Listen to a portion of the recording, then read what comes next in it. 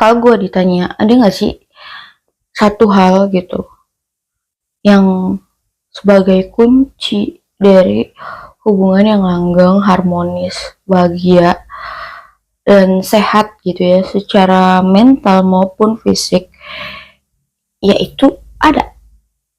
Jawabannya adalah respect. Jadi respect itu sesuatu yang menurut gue tuh harus top of mind gitu, kayak udah paling atasnya harus kalian pentingin. Kenapa? Karena kalau misalkan kalian punya pasangan yang gak respect, itu tuh kalian tuh pasti gak akan dihargain gitu. Mau kalian sebaik apapun, mau kalian ngelakuin apapun, mau kalian udah berusaha memberikan yang terbaik kayak gimana pun, itu gak ada artinya. Dan itu juga yang biasanya bikin orang yang tadinya baik jadi gak baik gitu, ketika punya pasangan yang gak respect ya. Terus yang tadinya sehat atau waras gitu ya secara pikiran gitu, jadi nggak waras gitu. Karena ketika orang itu semakin dia bahagia, semakin rasional, dan jadi kalau kebahagiaannya menurun, biasanya orang tuh makin nggak rasional.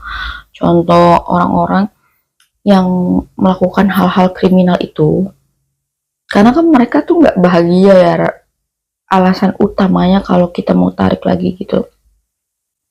Karena biasanya orang yang bahagia tuh ya damai, nggak ingin melakukan hal-hal yang merusak atau hal-hal yang tidak baik untuk diri sendiri maupun untuk orang lain gitu. Dan ada, kalau misalkan ditanya ada nggak sih karakter-karakter yang bakal bisa kita sebagai acuan bahwa mungkin kita tuh baru ketemu gitu sama orang ini, belum lama kenal, ada. Yang itu kalian perhatiin dari cara dia berterima kasih, atau bagaimana dari cara orang ini tuh bagaimana cara orang ini tuh menceritakan atau menjelaskan tentang orang-orang yang ada di hidupnya gitu. Kayak gimana sih mereka mengapresiasi atau berterima kasih atau memaknai orang-orang yang mungkin udah baik di hidupnya gitu. Kalau misalkan memperlakukan mereka dengan baik, biasanya orangnya berarti punya rasa respect yang besar gitu. Dan yang gue bilang bahwa oh iya, ada lagi, yaitu self esteem ya, harga diri. Kalau orang-orang yang punya self esteem yang tinggi atau sehat, itu biasanya akan menghargai atau respect karena punya kesehatan mental yang bagus gitu. Jadi biasanya memang tidak akan punya pikiran atau dorongan untuk menyakiti gitu atau merusak. Karena orang yang punya self esteem yang kurang baik itu atau rendah, itu biasanya mereka tuh biasanya selalu butuh validasi dari orang lain. Jadi kadang untuk mereka terlihat lebih baik tuh mereka harus membuat orang lain tuh terlihat lebih buruk dulu gitu loh. Jadi pokoknya nanti bakalan banyak hal-hal yang tidak baik gitu. Dan jadi mulai sekarang buat kalian juga, misalnya kalian tuh cewek-cewek gitu ya, kalian tuh hilangin strategi atau pikiran untuk menaklukkan pria gitu, atau untuk menguasai pria, tapi lebih punya mindset untuk bagaimana caranya membuat pria itu respect. Gimana caranya membuat pria itu respect? Dari cara kalian bicara, dari attitude kalian, dari pemilihan kata kalian, dari sikap kalian, dari etika kalian, dari pembawaan gitu. Jadi jangan pengen bikin pria tuh takut atau bikin pria tuh tergila-gila gitu, enggak, bikin pria tuh respect gitu ya, karena itu adalah kunci. Dan gue sangat bisa dan sangat mau memberi pesan, secinta apapun lu sama orang, atau lu punya pemikiran secinta apapun orang ini sama lo, ketika lu ngerasa orang ini tidak respect sama lo, apalagi konteksnya mungkin masih relationship, gue sangat menyarankan untuk yudahin gitu. Karena nanti yang gue bilang, mau lu ngelakuin apapun, mau lu ngasih apapun, itu gak akan berarti. Yang dimana kalau lu gak dihargain dan harga diri lu itu turun, lu tuh bakalan mikir bahwa lu tuh wajar gitu kalau disakitin, lu wajar kalau diperlakuin tidak baik. Padahal tidak seperti itu gitu. Lu selalu pantas untuk dicintai dan diperlakukan dengan baik dan diberikan kasih sayang yang baik gitu. Gitu. Dan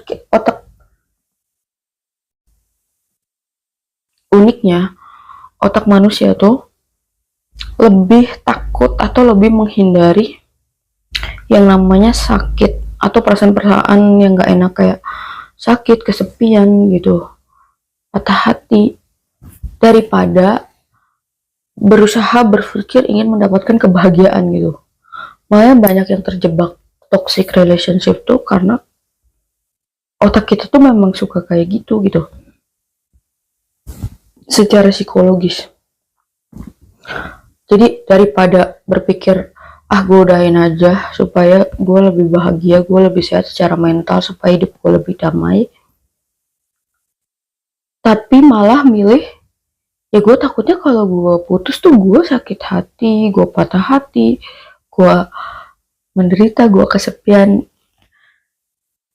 Dengerin ya, lo tuh harus mulai belajar yang namanya manajemen resiko. Gini, kalau misalkan gue gak akan sorotin dari kalau lu gak pengen lebih bahagia ya, gue bakal sorotin daripada lu takut untuk lu tuh takut patah hati gitu, atau sakit hati, atau lu kesepian, atau lu sedih gitu ya. Gue bakal sorotin dari situ.